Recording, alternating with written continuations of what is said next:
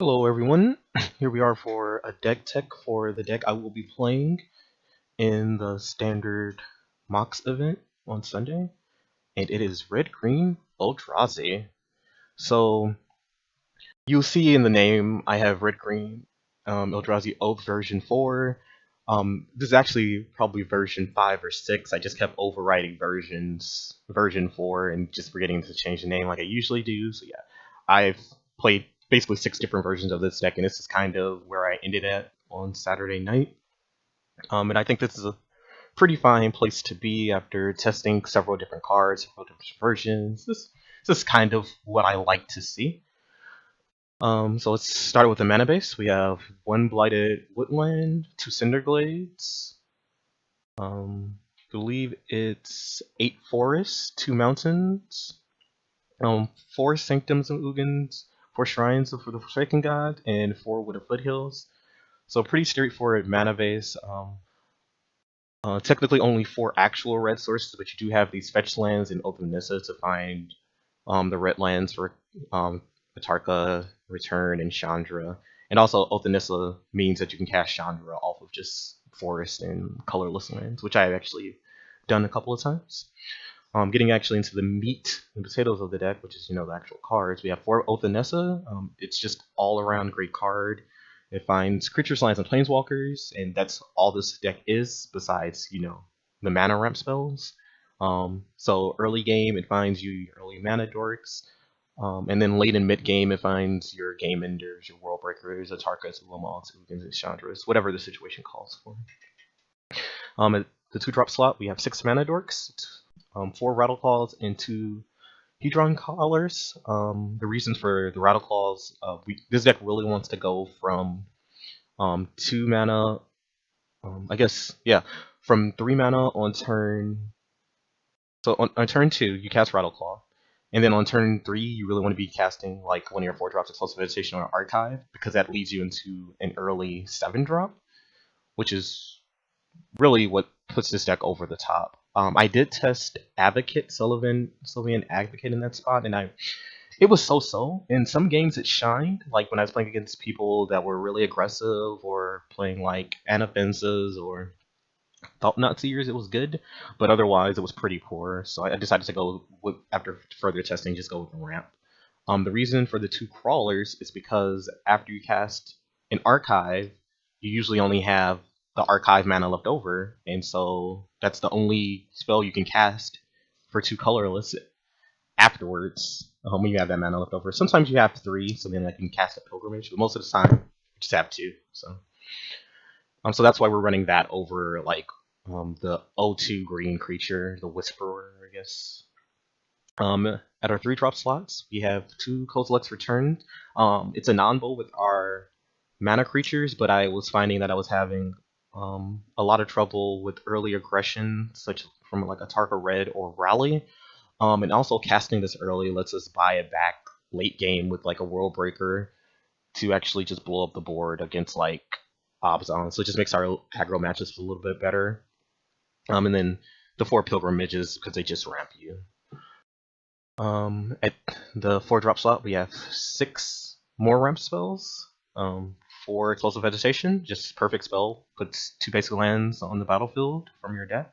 So it thins your deck and fixes your mana for cards like Chandra and Atarka, and also ramps you extremely hard.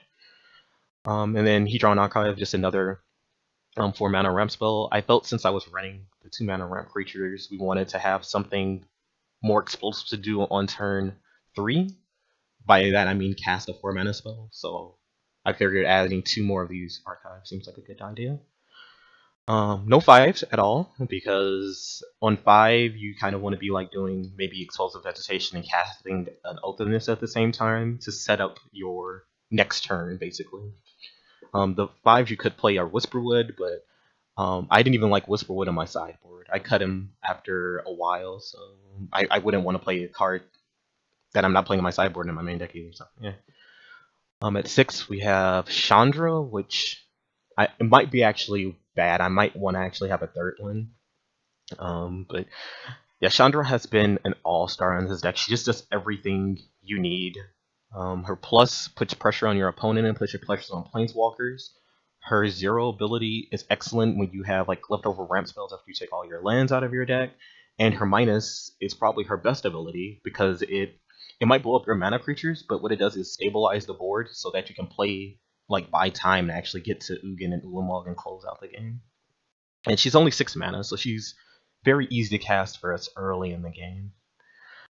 Then at 7, we have start getting to our boom boom factors. World Breaker, obviously a 4 of. It's just honestly, it's been better than Ulamog. Like Ulamog closes out the games, but World Breaker puts you in those positions where Ulamog ends the game on the spot when you cast it. So 7 mana comes into play, blows up a target, exiles. This is important. It exiles a land, artifact, or enchantment, and it also has reach. Reach is actually pretty important in what we know we made rocks and stuff walking around in the format. And sometimes I guess Mantis Rider, but not that often anymore. But yeah, just coming in and setting your opponent back on land is very important. It's basically game ending, cutting them off mana sources. There are a lot of greedy mana bases in Standard. People playing 3 and 4 color decks. You could just like take them off a complete color. For instance, taking Rally off of white just shuts them off of being able to cast Rally their ancestors, which usually means you win the game. And then our other 7-drop is 2 Dragon Lord Atarkas. She's just been excellent. Stats are amazing. Flying, Trample, 8/8. And then her ability has been really, really relevant. She's really good at coming in and blowing up a Planeswalker or blowing up multiple small things. And since we're ramping really hard, we can usually cast her a lot earlier than 7. It kind of sucks that Shrine doesn't provide, extra mana for Dragon Lore, but it does for World Breaker, but not for this. But I mean, still very good.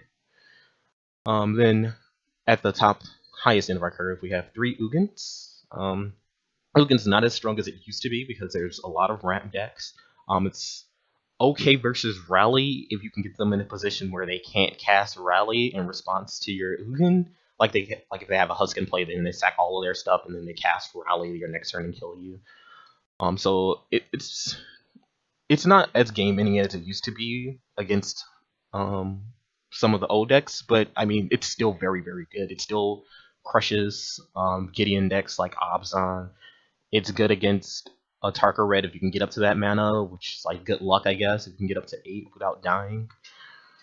And I mean it sweeps the board, and your World Breakers, Archives, Crawlers completely dodges the minus, which comes in is important sometimes. And of course World Breaker dodges it.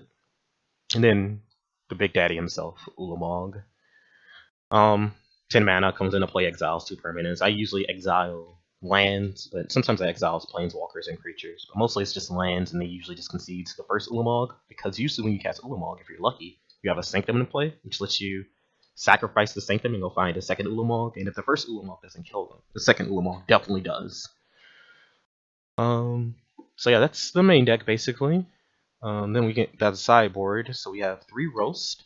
That's for Abzan, Tarka Red, and any other creature matchups that are pretty fast. You just want to have some way to nuke the ground before you get up to things like Chandra and Atarka and Ugin, just to stop early aggression. 2 more Kozilek's Returns, once again, just to stop early aggression, stop Rally, stop Tarka Red. And maybe we'll add some in if we think the flashback ability is good, say against Abzan, like casting it early and killing nothing, and then getting it back with World Breaker to kill a couple of Rhinos is pretty good, or some Wingmate Rocks. 2 Crumble to Dust. This is strictly for the Mirror, Abzan, and Rally. Against Rally, you target Canopy Vista to get rid of the majority of their white sources.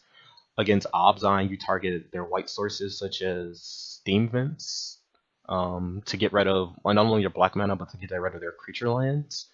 And against the Mirror, you target Sanctums and Shrines so that you're the one casting big spells and they're not. The third Chandra, because like I said, she was overperforming, and I wasn't really sure. I tried her as a 3-of in the version before this, and it wasn't very good, but that's because I faced Abzan a lot. But I think she was powerful enough to include a 3-of, a third copy in the sideboard, just to be able to wrath a lot of the different decks early. She really shines against a Tarka Red being able to, if I can cast her early. What else? What else? 3 offshoots just against aggressive decks, and we also bring it in against Rowley because we just want to buy time. So any matchup where we want to buy time and use our basically use our life as a resource to buy more time to get to our top end, we bring in offshoots. 3 plummets, basically to deal with red-black dragons. I don't particularly like red-black dragons in this format, but it is one of the few decks that when it has its good draws, it beats both Rally and red-green ramp or mono-green ramp with no problems. Like the curve of Phoenix, Thunderbreak into Kozilek. I mean, not Kozilek, but Kolagon Storm Fury is devastating. But if they don't curve out, their deck really doesn't do much. So that's why I don't like red-black. But these are to kill their flyers, basically. We don't want to play wins instead, because 2 mana, holding up 2 mana is a lot easier than holding up, like, say, 6 or 7 mana to, like, get all of their creatures, like the little flying Thopters or whatever that their deck generates. That's not worthwhile. I mean, I'd rather be able to, like, cast a ramp spell and hold up plummet mana. And then finally, Void Winnower just for the mirror. So, yeah, I mean, that's the deck list, and hopefully stay tuned for the videos that follow, which will be the actual MOCS events. Thank you guys for watching.